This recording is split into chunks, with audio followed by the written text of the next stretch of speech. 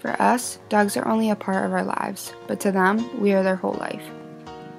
I ran off the bus when I was 5 years old, having no idea there would be a small puppy waiting in my yard when I reached the top of my driveway. Nor did I know this innocent puppy, bundled with energy and love, would become my best friend for the next 12 years. Molly immediately became a part of our family. My sister Jenny and I thought of her as our younger sister, although for a while she was much bigger than me. Molly was always there for each person in my family despite our busy lives. When I would leave for school early in the morning, Molly was always at the bottom of the stairs waiting for me to reach down and kiss her cheek. I would yell, "Bye, Molls, I'll be home soon," each and every day for the next 12 years. When I would come home, I always had the comfort of Molly's sweet, excited face jumping up on me. Unlike most humans, dogs have a special way of making you feel like the most important person in their lives, no matter what the circumstance is. This is what I loved most about Molly. As Molly grew older, I was growing older as well.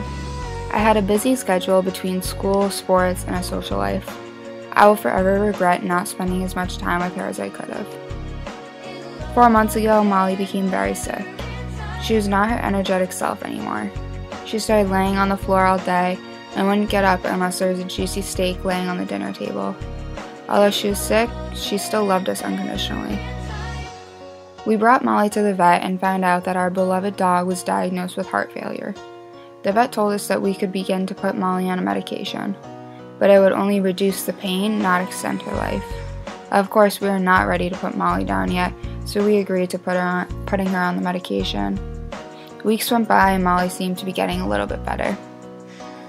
We cherished the time we had left with her, knowing it would not be much longer, but we were always hopeful.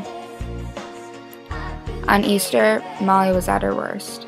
It was extremely hard to watch. Her eyes were beginning to shut and her face looked lifeless. I would not let her go that night. I slept on the floor holding her paw in my hand.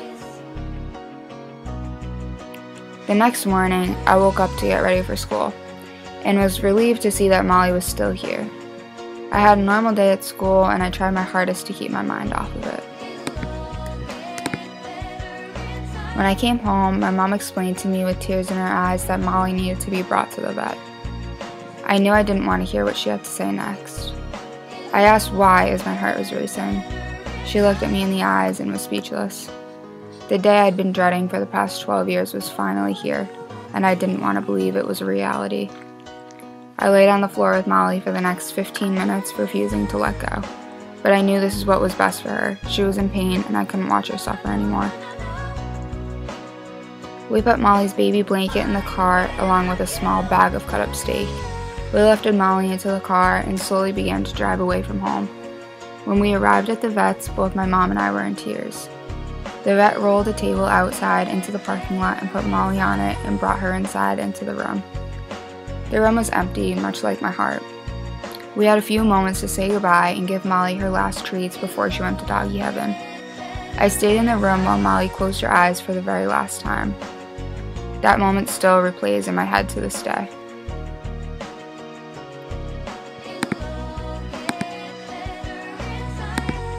Molly was everything I could have asked for in a dog, and I will continue to miss her forever. I cherish our short 12 years together, and I like to think about all the good memories we had together. Although putting my best friend to sleep forever was the hardest thing I have encountered, I am happy Molly is pain-free, eating an endless amount of treats in heaven.